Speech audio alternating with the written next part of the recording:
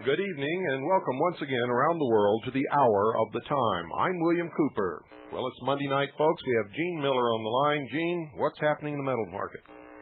Well, from the last time we talked, both gold and silver continued to drop. Both of gold dropped about $20 over the last week, and silver dropped about 50 cents. So both gold sitting at 342.70 at where it closed today, and silver just slightly under $4 an ounce. And one of the things I wanted to talk to your audience quickly about is if I had to take a survey and ask not just your audience, but took a survey across America as far as gold and silver and how they would rate them as investments, most of them say, yuck, that's a poor investment. And what I want to emphasize to those people that think of gold and silver as a poor investment, they totally misunderstand the reason for owning it in the first place. You're absolutely right about that, Gene. That's like to say that you bought fire insurance on your house in order to get rich. Nobody's made a dime as far as getting rich on buying insurance. Well, let's be careful. I bet a few people have, but those that a few crooks like to play with their matches. But by and large, we have insurance on our houses, on our homes, and on our health to protect ourselves against any kind of catastrophic loss, so that we don't end up, with holding an empty bag. We have some insurance to fall back onto, and that's the number one reason why anybody should own it. We should look at this drop in gold as great. I can buy this at a much cheaper price than I could a week ago, and saving themselves, hundreds or even thousands of dollars, depending on how much they're looking at buying. Second thing I wanted to mention is, when I see gold and silver dropping, I don't know about y'all, but I'm curious. Why is it doing this? Why is the market going down? Or why is the stock market going up? Or why do things, I guess I'm a tinker. I want to know why. I don't just accept it as, okay, it went down, or okay, it went up. I want to know why it did. So I did some investigating and checking out with different resources, and what I came up, and I guess it kind of makes sense in what we're dealing with and where this world is heading. And the very people that own the vast majority of the gold are the ones that don't want you to hold it. And if they can make gold and silver look like that's something they can discourage it, the only way they can really discourage it is by manipulating it going down. If they can suppress the price, and this is what we basically discovered this week, is that the Federal Reserve and the central banks around the world are purposefully suppressing the price of gold and silver to discourage people from owning it, because they know that people owning it will create their own independence. They're not dependent on the Federal Reserve notes or whatever currency they may be dealing in. Well, they're also artificially inflating the stock market, Gene. Oh, absolutely. And I believe that they're hoping that everybody will dump everything else and jump in on the gravy train, which when it's this high isn't any gravy train for people like are listening to this program. It could be a gravy train for a huge corporation who had millions to invest and understand that this isn't going to last very long. Oh, exactly.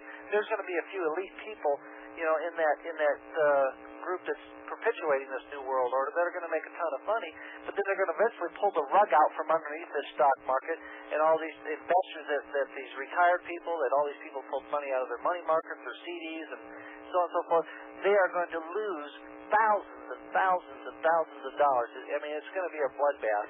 And so, I guess if what you see out there, and I'm talking to your audience, if what you see out there in the world, I mean, the debt didn't go away. Gold went down, but the debt didn't go away. The deficit didn't get smaller. The problems that we're facing didn't just disappear because gold went down. They're still there. And if what you see doesn't convince you to own gold or silver, you just as well surrender your guns, put the handcuffs on and the shackles on, and turn in your wife and kids and go quietly marching into those concentration camps, because that's what's left. You sound like me, Gene. Well, it boggles my mind. You see what's going on, and I guess being in the business, maybe I'm privy to information that most people aren't, and hopefully this will, wake some people up. Now, one thing that before I get off here, I want to mention, and if those that are interested in some silver, we picked up some silver rounds, and we're getting rid of them at a fairly inexpensive price. I got about 400 ounces of silver rounds. You know, we're limiting them to like 20 ounces per family, so we could spread it out a little bit. But we're getting rid of them at about $4 an ounce. So if anybody's interested, give me a call tomorrow, and we'll give you a good deal on that. Save me 20, Gene. Save you 20? Yeah, I'm that's real. Save me 20. It's a good price. You know, anytime you can get it at spot price or right at it, it's a good deal. Secondly, when you call in on the evening program on the overnight, do realize there's nobody manning the phones at night. You're going to get an answering machine. Do make sure that you mention William Cooper's name on there so that we can identify who the call is to. And if you call in during the day and you're interested in this stuff, you know, make sure you ask for me, Gene Miller, and I'll be glad to take care of you. And the reason for that, folks, is because, like everyone, they have to keep track of what their advertising dollar is bringing into them. They pay for the airtime on this program, and they have to keep track of whether or not they're making or losing money off of this. As I told you before, by protecting your assets, you're also protecting the future of this program. Also, they have people set aside like Gene Miller who are trained to deal just with listeners of the hour, of the time. They know my viewpoint. They know what we believe in. And they're there to help you and you only. So call Gene Miller or call and leave your name and phone number tonight and ask for Gene Miller and tell him you listen to the hour of the time, and someone will get right back to you tomorrow morning or sometime during the day tomorrow. Any last words, Gene? No, not really. Don't be afraid of what these markets are doing. Let them manipulate them all they want. You're buying insurance. You know, and be thankful that you can buy it cheaper now than you could a week ago or 2 months ago. Absolutely. I mean, it's a blessing in disguise. They're trying to discourage you from buying it. See through the facade that they're putting in front of you and get it. And don't be led astray. You're going to have it to fall back onto. If you don't want gold and silver, then get rid of all your other things that you fall back on and buy as much paper. But I don't believe that's what you want to do. I do believe you want to protect yourself.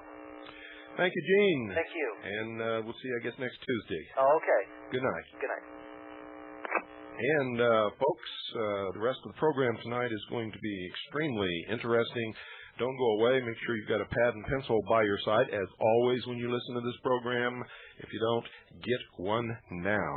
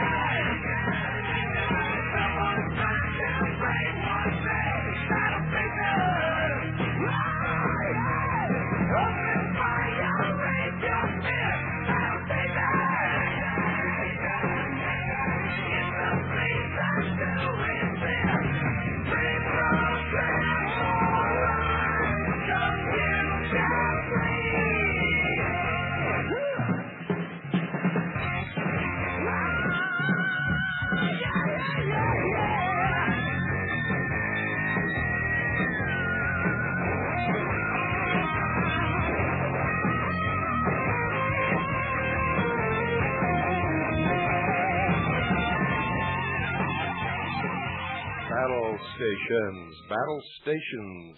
Boy, I used to hear that in the Navy an awful lot, and that's what we need to hear an awful lot right now. Battle stations. We're in deep trouble, folks, and it's getting deeper all the time. Now I want to read a little bit of mail here. First, I want to remind you to be in Denver at the Denver Coliseum.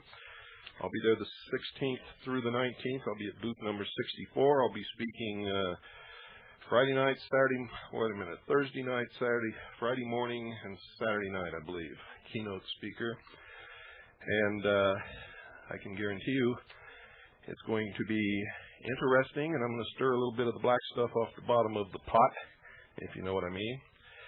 And I'll be holding 2 workshops where you get involved in it's sort of an intensified learning period.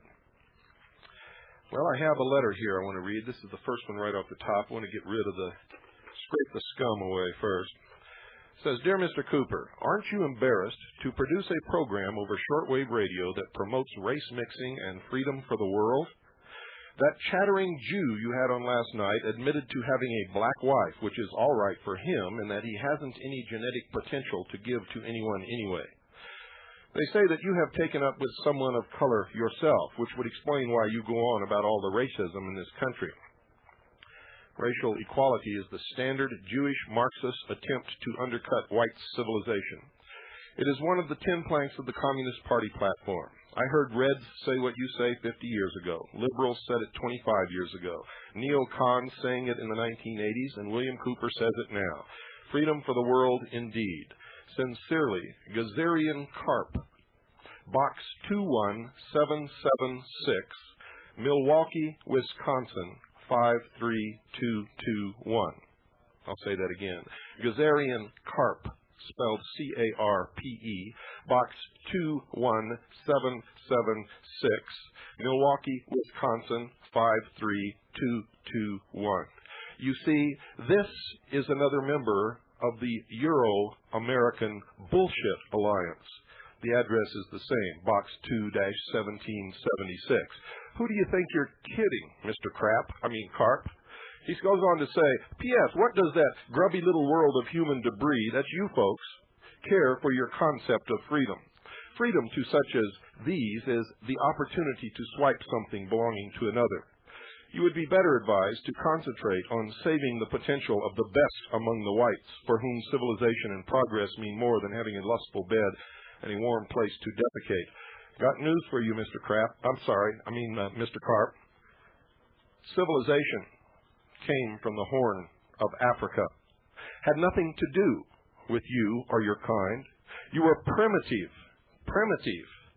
fierce, naked, pagan tribes in Northern Europe. And there was nothing civilized about you then, and there's certainly nothing civilized about you now. Write me another letter. I'll read it on the air, too. And from DEW in Edgewater, Florida. Bill, here's a copy of the Constitution, which I mentioned tonight in my phone call to the hour of the time. It seems to be the most accurate current edition. P.S. A word to the wise. John R. Prukop was the Washington State press secretary for the Bobo Grits presidential campaign. It is entirely possible that Mr. Prukop has good intentions but was misled, as I was at the time. And you're absolutely right, DEW, because in the beginning I was one of the greatest supporters of Bobo Grits until I found out who and what he really was, or is, I should say. And then, as I always do when I'm wrong, I admitted it and left. Another letter. Dear Mr. Cooper, I'm a new listener and am intrigued about what your programs have to offer. I find it quite informative. 10 years ago, I was introduced to this dangerous phenomenon that's sweeping our country via a book entitled The Hidden Dangers of the Rainbow by Constance Cumby. And by the way, folks, I recommend that you read that book. It's The Hidden Dangers of the Rainbow by Constance Cumby, a lawyer out of Detroit. It so astonished me that I became active in trying to educate others about the Illuminati and other pertinent topics. However, because people were so turned off by this whole subject, I became paralyzed in my own actions. I shut the whole insidious concept from my mind. While stationed at West Point back in 1985, I was again confronted with materials I'd assumed not to be contended with, and again while at Fort Drum, New York. I wish I had allowed myself to continue in the work. To be concise and more to the point, of all the medium that I've encountered on this subject, your program is the most viable. I've tuned into T. Valentine, B. Goodman, and Brother Stair and others, but it is your show who has awakened the sleeping giant within me again. I'm very disappointed when I'm taking notes from the hour of the time and it somehow gets scrambled right in the middle of an important thought. Are you on any other shortwave frequencies other than WWCR? No, folks, unfortunately I'm not. I am on satellite. And we were on television in Florida until the equipment was not able to play automatically an hour tape and then switch over to another satellite for the rest of the stuff. So we were on a week there, and we're not on in Florida anymore. It says, I have a brother in Jacksonville, Florida, that I've recently introduced to your work. He is a historian, so I sent him a squelched reproduction of a program that I copied with you and Ralph Epperson and the Constitution. It's sometimes difficult making out the names and places with all of the distortions. I'm anxious to hear my brother's reply. So am I. Please let me know what he has to say. Meanwhile, I'd like a copy of your book entitled Behold a Pale Horse, and also your latest tape listings. Keep up the good work, William, and may God bless you, your work, and your family. Thank you very much. And that is from SG. And I better not say any more than that because SG is in the military. Another letter. I was able to hear part of your shows through the static of the shortwave radio talking one night about UFOs and the New World Order, and another night with Carolyn Nelson from Waco. Your show is so honest and real news revealing. Please send me info on your UFO book and catalog of anything you have available. I wish I could know the whole truth about David Kress, especially. Thanks, MR in Miami. And I don't have a UFO book, but we'll send you a catalog and you can choose from what we have. If you choose anything. Here's another letter that came in a very interesting envelope. It's a huge dragon resting, reclining in a tree. And it has a stamp, 29-cent U.S. stamp, above pictures of the sun, the moon, and what appears to be a stylized version of a horned creature. I would imagine it's supposed to be Satan. I don't really know. To William Cooper from J.O. in Berkeley, California. I am writing with one simple question. What is going on? Several years ago, something clicked inside my head, and I figured out that the world is not what it seems. I found myself reading everything I could find, searching for some hint of truth. Finally, a magazine referred me to you. Please send me some truth. I'm desperate. Well, we're going to send you our info packet, and from that you can decide what you're going to do next. He has never heard this program, ladies and gentlemen, so we're sending him a little flyer on how to tune us in. This is, as many of you already know, the last bastion of truth and free speech in the world right now. That doesn't mean we're perfect here. You're liable to hear something over this program that's not true, but when you can prove it's not true, we'll certainly state it on the air. We'll change it. I'm human just like you, folks, and all human beings make mistakes. Here's another one. While a federal prisoner, I was held in a camp at Fort Bliss, Biggs Army Airfield from 1291 to 8. I better not do that. Operating from Biggs on a daily basis with the following aircraft helicopters. And he lists here several Russian helicopters, specifically a Hind A, a Hind D, and some others. These flew in Russian desert camouflage colors, but unmarked as to nationality or organization fixed wing. Large biplane utility aircraft, fixed undercarriage, big radial reciprocating engine, nose-mounted single, flew in dark green and unmarked as to nationality or organization. Old design, very good old bird, but I forgot the nomenclature. Black, age 64, age 60, and an occasional Huey unmarked as to nationality or organization. Black EC-130 and OV-1 unmarked as to nationality or organization. Biggs is headquarters of Joint Task Force 6 and EPIC, but I don't know what connection there is to helos, age 64, 60, etc. Soviet models may be simply familiarization with potential enemy equipment. The Army operates a foreign weapons technology center at Charlottesville, Virginia, and several opposing forces units utilizing Soviet equipment and tactics. This may also account for those at Fort Polk.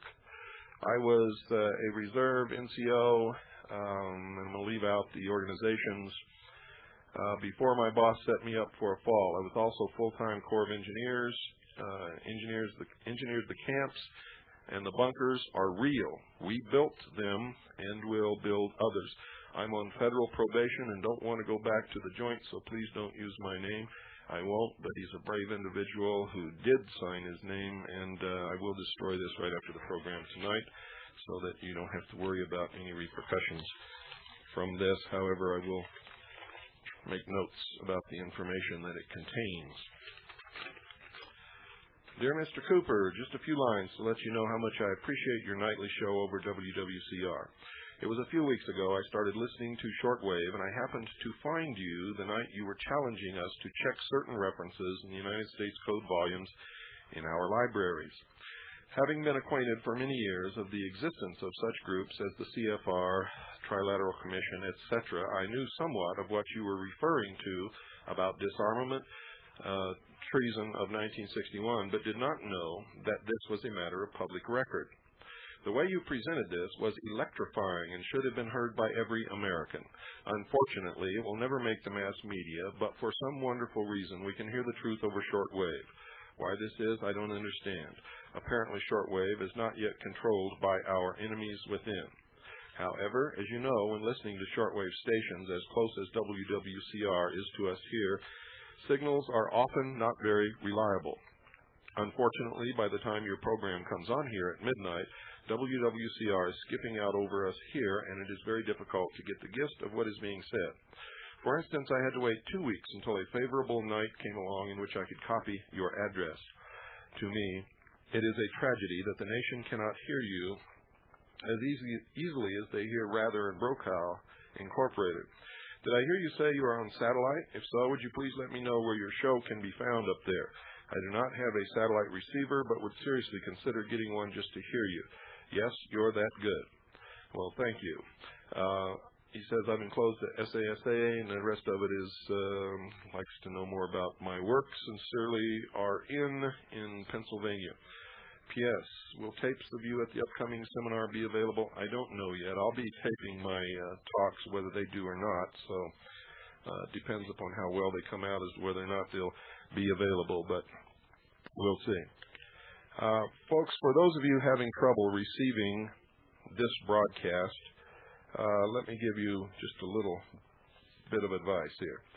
Number one, you cannot listen to shortwave. You cannot listen to shortwave on a cheapy radio. I'm not trying to insult you or call you cheap, but if you have a little $35 or $40 or $60 radio, chances are you're having trouble receiving this broadcast. Also, you're probably hearing another station, a Catholic station, I believe in Birmingham, Alabama, or somewhere around there, that is interfering with the signal of WWCR on radios that do not have digital synthesized, I can't even say that word, synthesized tuning. If you have a digital tuning radio somewhere in the upper price range, but not, you see, shortwave radios can cost you as much as $5,000, $6,000, $7,000 for a real super good one. And some people are out there listening to me right now with no problems. They can hear me clear as a bell. Others of you have these little $35 radios, and you're having big trouble hearing me. Now, let me give you a recommendation. I would suggest that you buy one of the Sangean models, that's Sangean models, in about the $200 to $240 price range, if you can afford it. If you can't afford it, they make radios of a lesser price. There's also some pretty good Sony radios in that price range. And you can go to Radio Shack, and they have what's called the DX390. The DX390, which is also a very good shortwave receiver. That's the one, in fact, that I use. I had a DX440, which is really a Sangean, but I gave that to my brother in Oklahoma as a present because he didn't have a shortwave radio. So, folks, the next best thing to buying a better radio is antenna. Antenna is everything with shortwave. String a long, bare copper wire. Make sure that your plug to your radio is grounded and plug it in where it says antenna. If you don't know how to do that, go down to Radio Shack. They have everything you need. They'll sell you the stuff real cheap, and they'll even tell you how to do it, or you can buy a little book on antennas there. If you're in a big city, you might be really lucky and can go down to a radio store that specializes in shortwave radios, and they can do all kinds of good things for you. So that's the best advice that I can give you at this time. The next advice that I'm going to give you is if you're having trouble with interference, in other words, if you hear something that sounds like bubbles while this program is on the air, or if you hear teletypes or what sounds like Morse code or anything that does not sound like just ordinary static, then that is someone else broadcasting or holding down a carrier on this frequency or intentionally jamming this frequency. Now, from my stint in the Office of Naval Intelligence, I know the sound that sounds like bubbles coming up through water is jamming from a foreign country. I'm not going to name the foreign country because I don't want to get our State Department in more than what they're up to now. But it's coming from a foreign country in the Middle East, and it is definitely 100% jamming when you hear that bubble sound. It's called bubble jamming, in fact. You need to call WWCR to report these things. You see, I call in and talk to Adam Locke, and he says, well, gee, Bill, we haven't heard that, and gosh, is it coming from one part of the country, or is it coming from all parts of the country? And unless you call you people are writing me, and you're calling me, and I'm not the radio station. What you need to do is call the radio station, WWCR, ask for Adam Locke. Report the jamming to Adam. Report the interference to Adam. Then they'll be able to tell where it's coming from, how much of the nation it's blanketing, and they can do the proper studies and make the proper reports. So their number is 615-255-1300. That's WWCR. Ask for Adam. Area code 615-255-1300. One more time for you slowpokes. That's 615-255-1300. The next thing you should do is sit down and write a letter to your congressmen and senators. Tell them you want the jamming of WWCR 7435 stopped immediately. Demand that it be stopped. Demand that they conduct an investigation. Call the FCC and demand that they force these other stations from broadcasting over WWCR and 7435. There's nothing else I can do than that, folks, and we all have to do it together. I always report it when I know about it, but I'm one voice. We have to do this together. Everything together, or we're not going to change anything.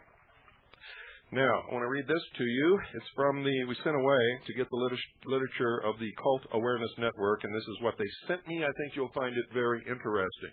I'm going to give you their address and their phone number. You too can write for information. You can also write and tell them what you think of these scummy people. CAN, Cult Awareness Network. They are funded. They're actually a branch of the Anti-Defamation League, which is nothing but a spy network working for a foreign country. They are an unregistered agent of an alien government. And they back the Cult Awareness Network. By the way, the ADL is a branch of B'nai B'rith, which is the Jewish branch of the Scottish Rite of Freemasonry. Dear CAN supporter, they call me a CAN supporter. I ask for information, and all of a sudden I've become a supporter. Well, dear Cult Awareness Network,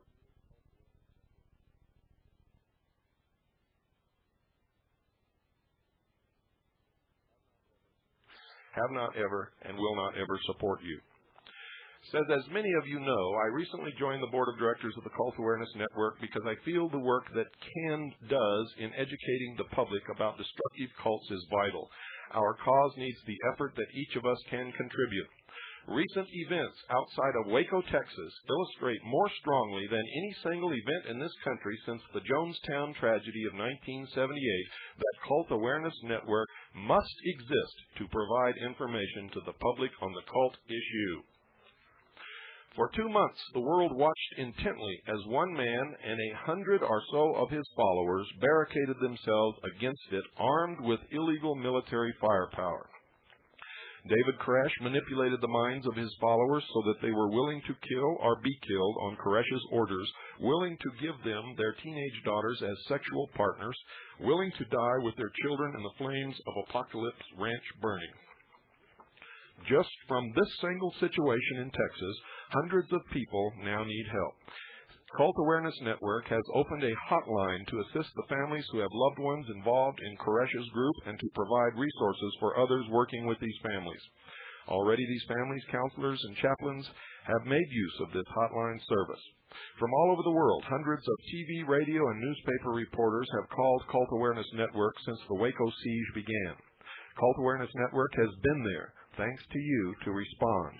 Our experts, including many former cult members, are continuing to give interviews and information to the media worldwide. Thousands who heard Cult Awareness Network's voice through this media exposure have since called for help, straining the Cult Awareness Network national offices' resources to capacity. In one 4-hour period last month, Cult Awareness Network national staff member Martin Butts handled 45 calls.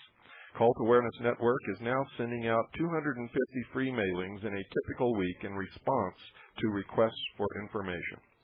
The good that CAN has been able to effect directly for those impacted by this tragic situation and on a day-to-day basis for countless others over the last several years could only be done because of your past support. Your continuing gifts to Cult Awareness Network can make this kind of response possible tomorrow. Together we can and do help others with direct assistance for personal problems and provide valuable educational information to millions. Sadly, we must continue to offer support for those others whose suffering continues. Please give to Cult Awareness Network. Our work together makes possible immediate help for real people, people whose hurts and frustrations are already known to you. Return the envelope enclosed with a check today, gratefully, and get this, folks, Reverend William Kent Bertner, OP, whatever that means. I'd like to know what OP means. P.S. As the tragedy of Waco demonstrates, our work is more important today than ever before. Preventive education is essential to curb the dangers destructive cults pose. Oh, better not say it. Cult Awareness Network. Write this down. National Office 2421 West Pratt, spelled P-R-A-T-T. That's West Pratt Boulevard, Suite 1173, Chicago, Illinois 60645. That's the Cult Awareness Network, National Office 2421, West Pratt Boulevard, Suite 1173, Chicago, Illinois 60645. Their telephone number for anyone who is interested is area code 312. Now, don't do what they do, folks. Don't call them up and be a total jerk. Call them up and tell them what you think about them or request information.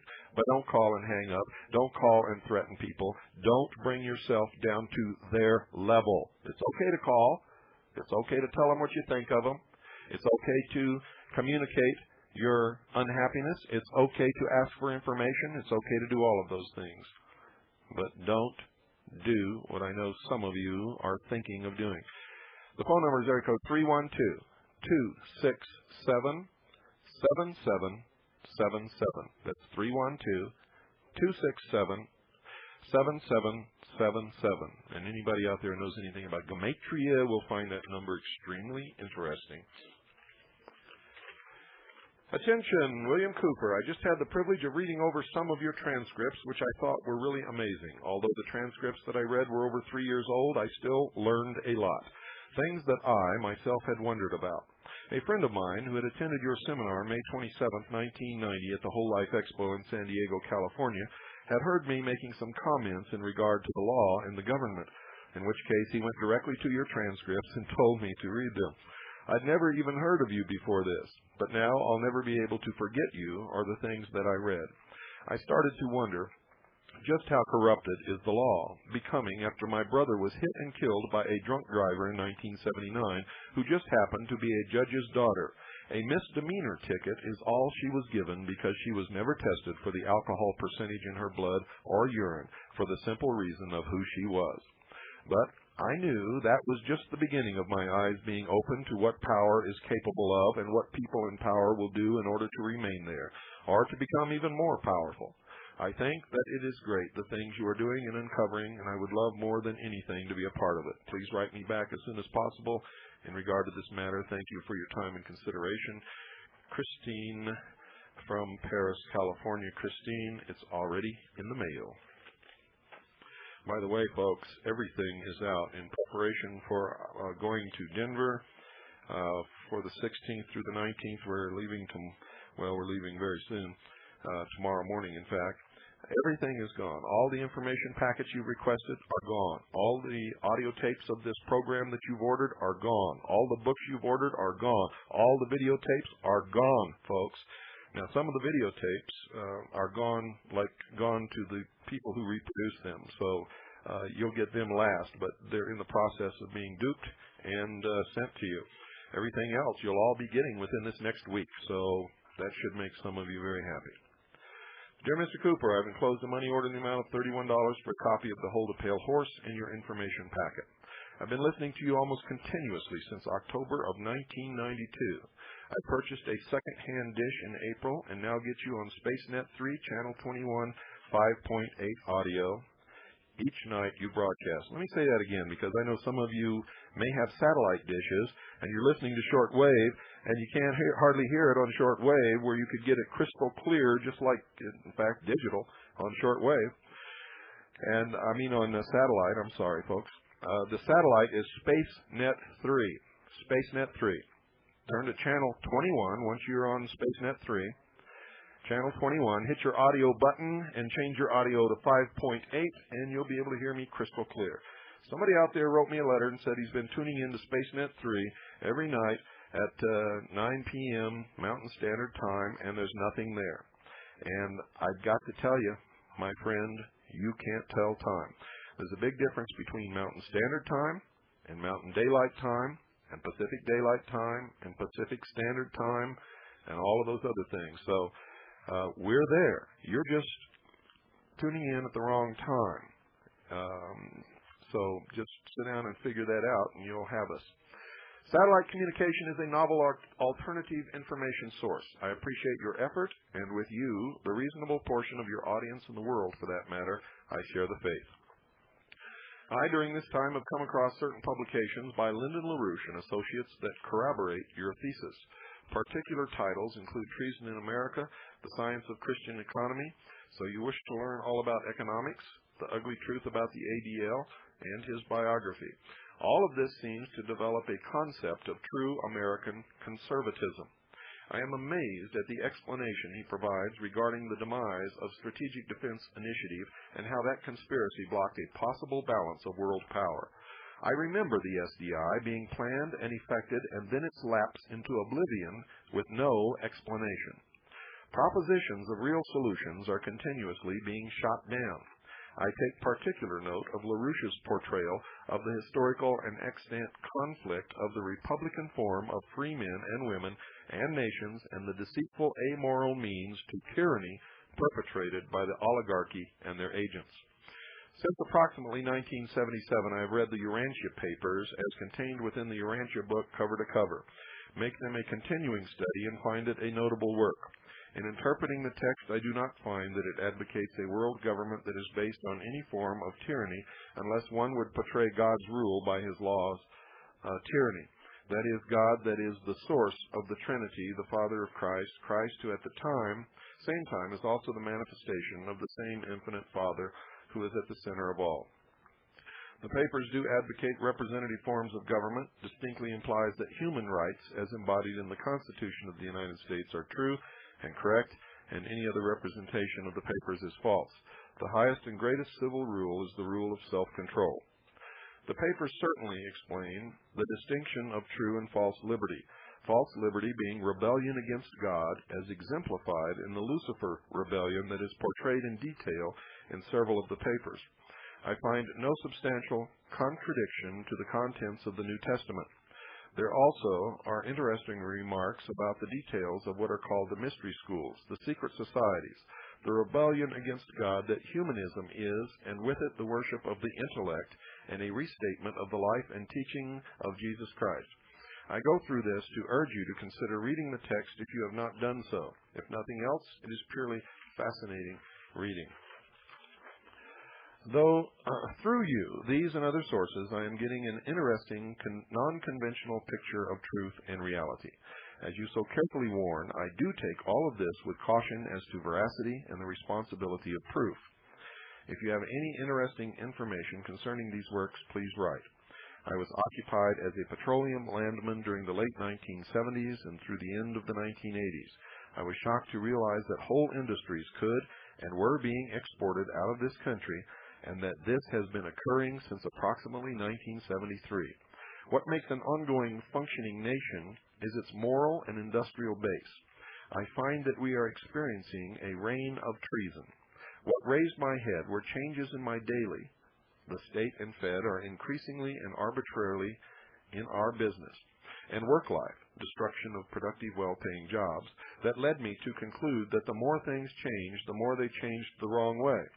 I remember reading in the Houston Post in 1974 a series of articles that included a description of a world consisting of a class of a few that held high-paying jobs and the rest of the population receiving their sustenance from the government. They warned us long ago. The final frontier is not space. The final frontier is sanity. Very truly yours, Palmer, and Palmer's from Houston. Thank you, Palmer. Thank you all. Now, folks, beginning tomorrow night, I was going to do some live shows from Denver, but I've decided not to because we have so many new listeners that don't know what we're talking about. We're going back to square one, and it'll be good for all of you old listeners because every time you hear these tapes on the mystery schools, you will learn something new, and things continue to fall into place for you the more that you hear them. So tomorrow night, beginning with the Dawn of Man, you will hear 6 episodes until we return on the 22nd. I'll do a live show on the 22nd. That is, if we get in early enough. And then we're going to Phoenix for the following weekend, and you will hear some more episodes of the Mystery Schools during that time. Now, it's extremely important that you bring your friends and neighbors and people who've never heard this before, because this is really where it's all at. You see, once you know who the enemy is, you can get rid of the enemy. I don't see too many people out there doing it, although we've unveiled them for you.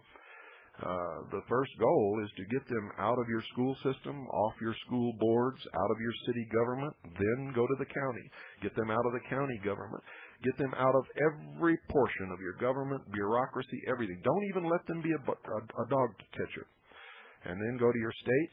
And once the state's cleaned up, then you can go to the federal government. All these other little things that you're mixed up in mean nothing until you do that. You're chasing rabbits down holes. You're going with Alice through the looking glass.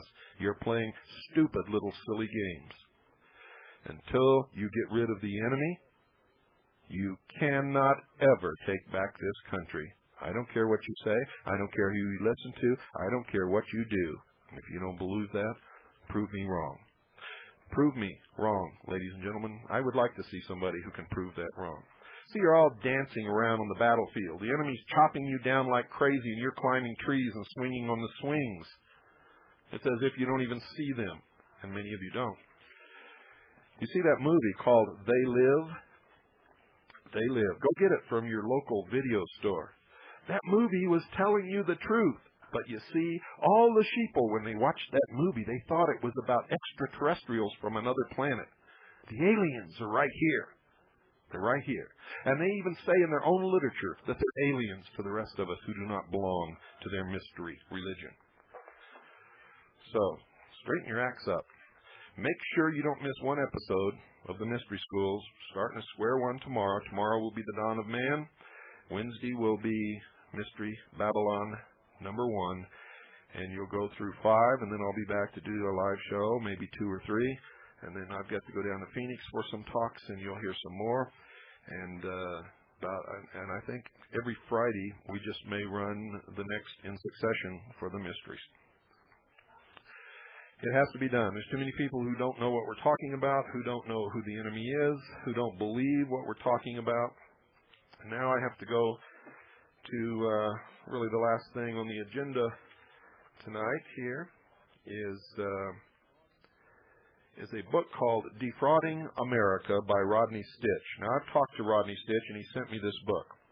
I told him I would look through the book, and if the book and his sources were credible, I would have him on the program. If they were not, I would reveal it. And he said, fair enough, and he sent me the book.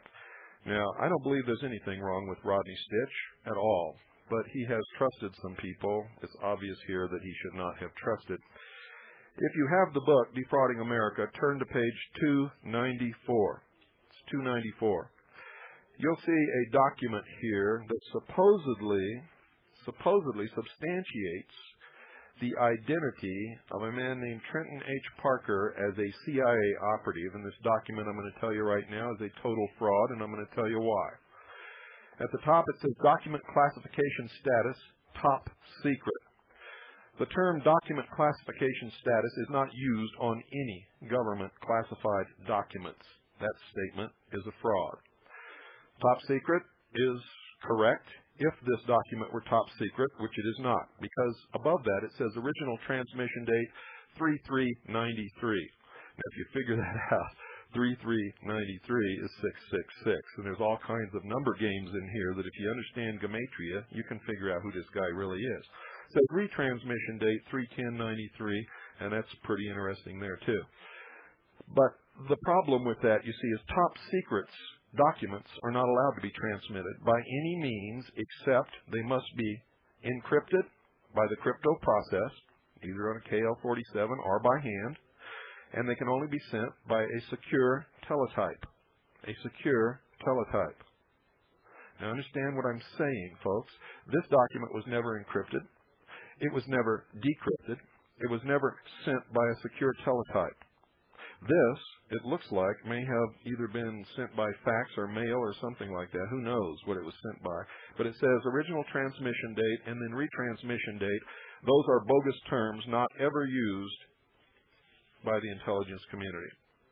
And they would never put those terms up there in the first place. Everybody knows.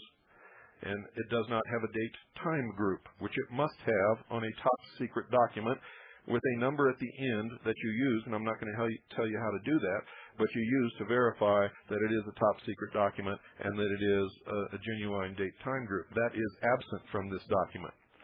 It is also a classified top secret document, and down below that it is stamped confidential. There is nowhere on this document anything that says that it was declassified or under what law or ruling that it was declassified, or by whom, which is against the law. In other words, folks, this document is bogus. But there's even more. There's even more, folks.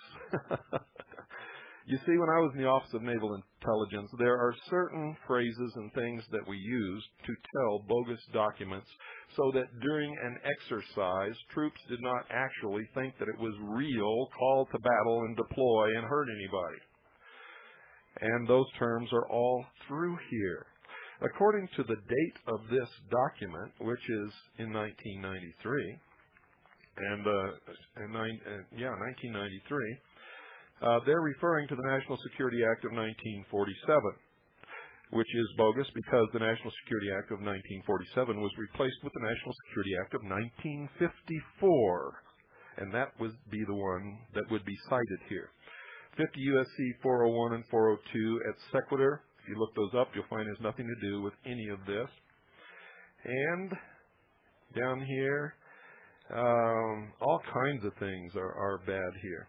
Trenton H. Parker, a.k.a. Pegasus 222. Pegasus comes right out of the mysteries, ladies and gentlemen. Here's Pegasus 222-2445, Colonel, U.S. Marine Corps, and then it has GS-18. Anyone who's ever been involved with the civil service system knows that a Colonel, U.S. Marine Corps, is not a GS-18. It's bogus. It says attached Marine-Naval ITLG section /TAD are temporarily assigned duty CIA 122364 to 52492. Now, in the first place, Marine-Naval ITLG is a total bogus designation. There is no such organization.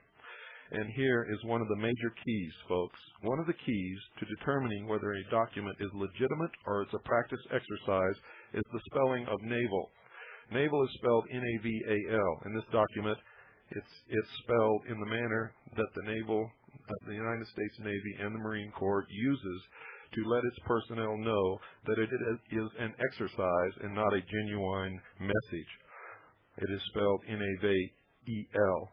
In other words, belly button. Security level top secret expires 5/24/92. Security clearances, folks, do not ever expire. You are either granted a security clearance or you are not granted a security clearance. If you are granted a security clearance, it stays with you until somebody determines that you should not have it, and then your clearance is revoked. It does not expire. There are no dates on security clearances. From time to time, you have to fill out the papers again, and they do another BI or background investigation. So you can take this document, and you can take everything that you've ever heard from Trenton H. Parker, and you can put it where it belongs, in the trash can. There's much, much more in this document to prove that this is bogus. And if this is what he is basing his legitimacy as a CIA employee on, then he is not and never has been an employee of the CIA or the United States Marine Corps or the United States Navy, unless he can produce a real, genuine document that will check out. This one, folks, does not. You've been hearing a lot of Trenton H. Parker on the Freemason Nazi Network, Radio Free America. Did you know that the man responsible for the Liberty Lobby and the Spotlight, Mr. Willis Carto, was the head of the Nazi Party in the United States of America as recently as 1968? That ought to wake you up a little bit. I've got about 5 minutes that we can take calls. The line is open. Folks, 602-333-2174. And Steve Livingston need not bother to call. 602-333-2174 is the number. If there's anybody out there. Let's see what else I got over here.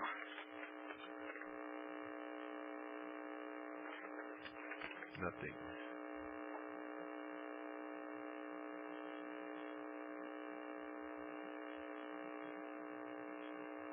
Now,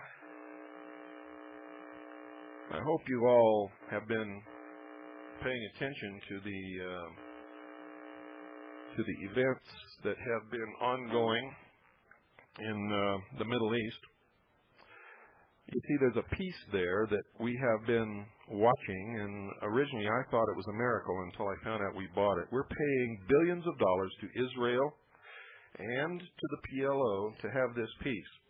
So since we're paying for it, folks, I'm predicting that as soon as the money is spent, the piece will be gone. Good evening. You're on the air. Yes, sir. I found your information tonight about the Cult Awareness Network really revealing. Yes, it is, isn't it?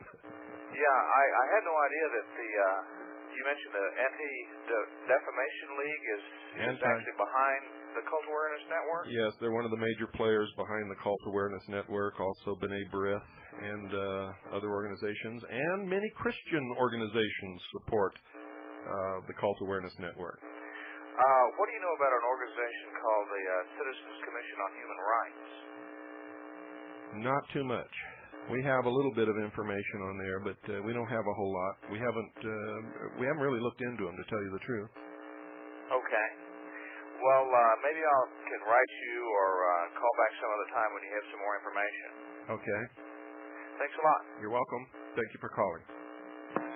602-333-2174. Good evening. You're on the air. Yes.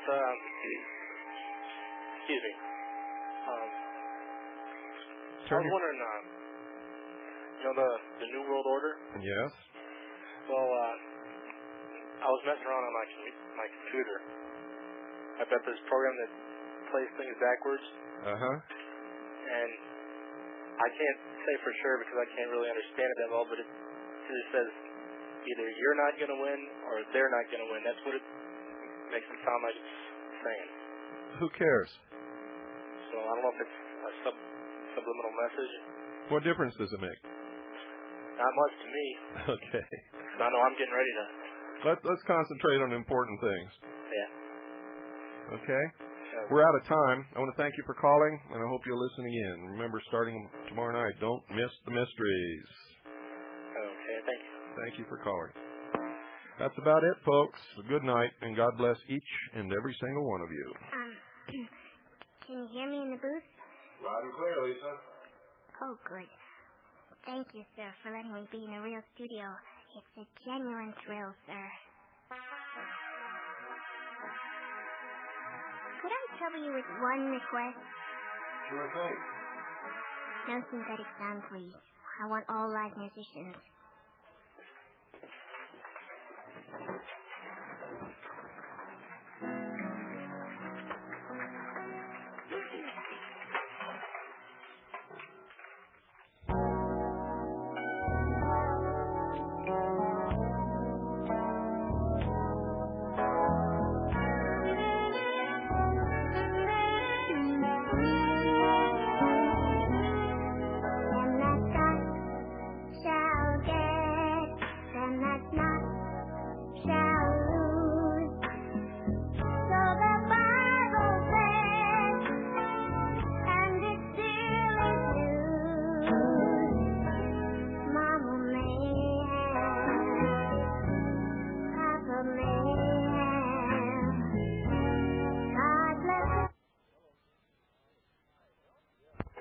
Hello. Hi, Bill? Yeah. Hey, how you doing? Good. You're off the air now, huh? Yep. Hey, when are you going to be in Phoenix? The weekend after I get back from Denver, the 24th, I think it is. Okay. And where are you going to be speaking? I'm not sure. I'll have to when I get back. I'll announce it. Oh, okay. Hey, can I ask you just a couple questions, quick? Sure. Okay, what was this between you and Valentine? You know, Valentine made some statement that you were a CIA operative and you were giving out misinformation. Is that what it was? You didn't hear my show? Huh? You didn't hear my show? I didn't hear it. I missed it that night. Oh, you need to get a tape list and buy that tape. Uh-huh. So there's a whole spiel on that, huh? Yeah, Valentine's a fucking Freemason. He's no Christian. He's lying to the world. Well, see, that's what really confuses me because it seems like him and Liberty Lobby, seem to be, all pro, for all of us, and as anti world government, and the spotlight comes up with all this stuff, they run on the same lines that you're running. They're pro-white Nazi. They're anti-everybody else. You can search the spotlight from top to bottom. Every issue you get, you will not find one mention of the mystery schools or the Freemasons or all of the other people who are really responsible for this. Because, Valentine, I've been listening to him, for years, I always thought he was one of the good guys. Well, all I can tell you is if you've been listening to this show for long enough, they control both sides of any fight. And that's how they win. That's how they make change. That's how they engineer change the way they want it to be.